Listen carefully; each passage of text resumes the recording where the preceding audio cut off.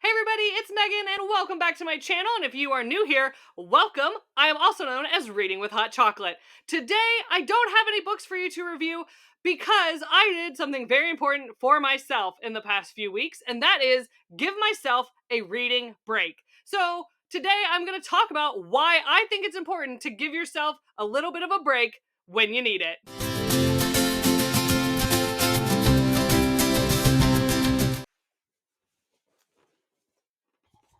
So let's get cozy and talk about why it is so important, in my opinion, to take a reading break and why I took one at the end of May. Okay, let's do it. I'm going to be cozy today because you know what? Sometimes I think we get so worried about what this looks like that we forget to be ourselves. So I am going to do my best to be myself while holding a podcast mic and talking about why I think it is so important to take those breaks. Many of us set our goals at the beginning of the year. We wait till the stroke of midnight, we get on our Goodreads or our story graph, and we are so quick to be like, I'm going to read every book a week. I'm going to read 52 books this year. And myself, I'm saying we a lot, guys. I really mean all of us because I think it's true for all of us that are really bookish, is that I go in, I set that goal, and then I live and breathe by that goal. And I start to feel really bad about myself when I'm not meeting that goal in the way I think I should be. I have my goals here. I gotta set the mic down so you can actually see it, but I think you can still hear me. Right?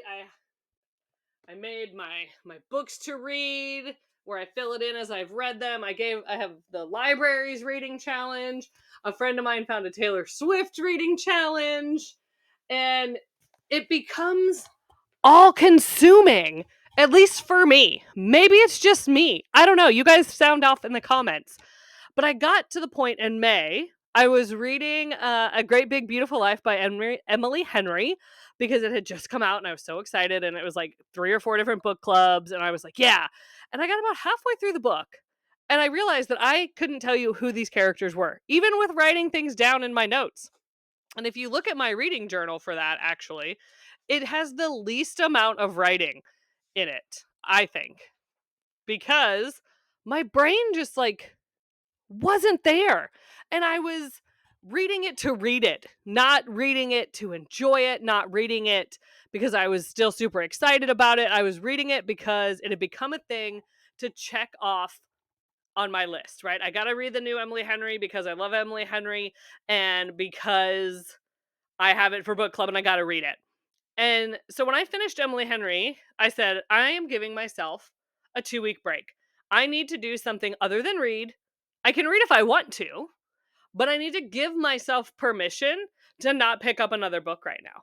I need to give myself permission to play PlayStation games or watch true crime documentaries, which, by the way, if I ever did a second YouTube, it would be a true crime because I loved talking about true crime and the mysteries of true crime.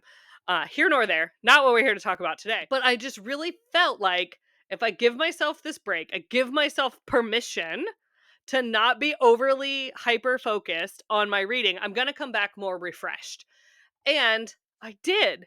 I came back and I picked up a book that had been on my TBR for quite some time.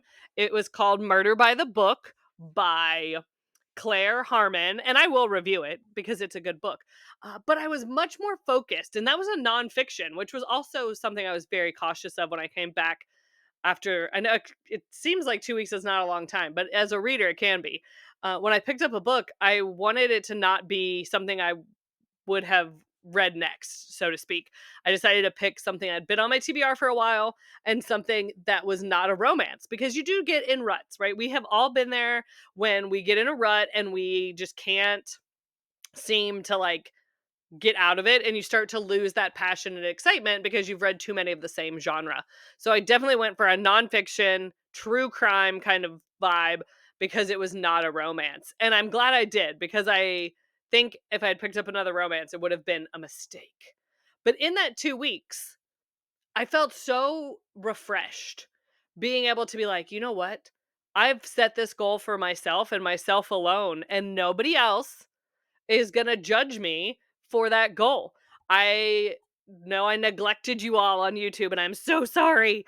But I needed that space for myself to not get burnt out on something I like. I always have said that if reading became a chore, then I needed to like reevaluate how I was reading. And it started to feel like a chore. And that's why I gave myself that break. And I also think a break is good because, yes, I am very much a bookish person. I'm always reading something. And people ask me all the time, like, hey, what are you reading? Or, whatever.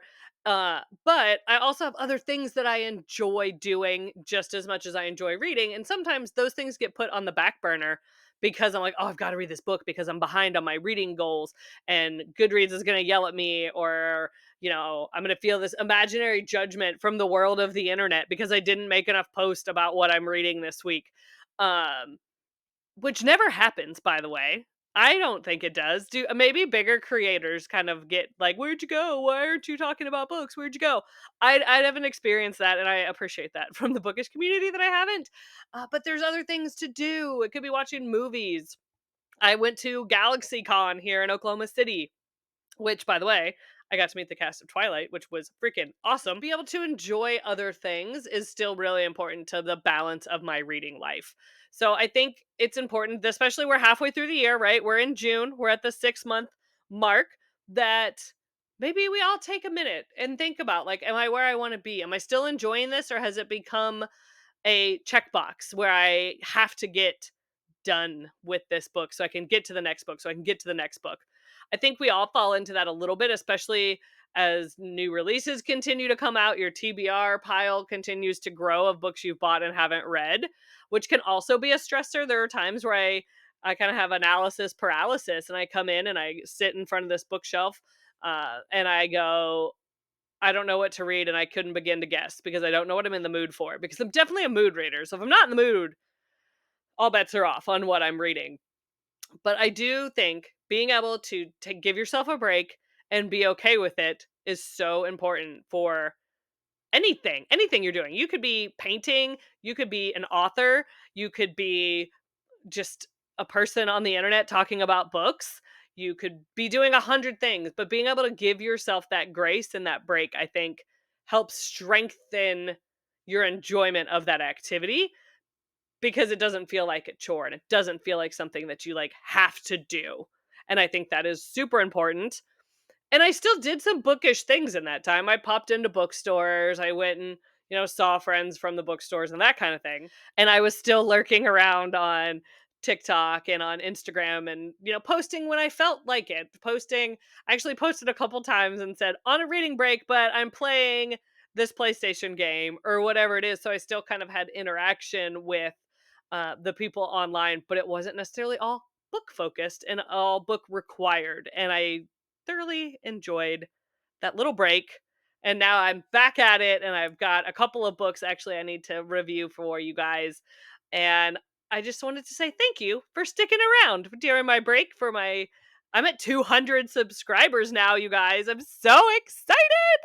I know it's a little number, but 200 to me is very exciting. So thank you for those 200 who have stuck with me over the past couple months and over my little mini vacation from bookish content.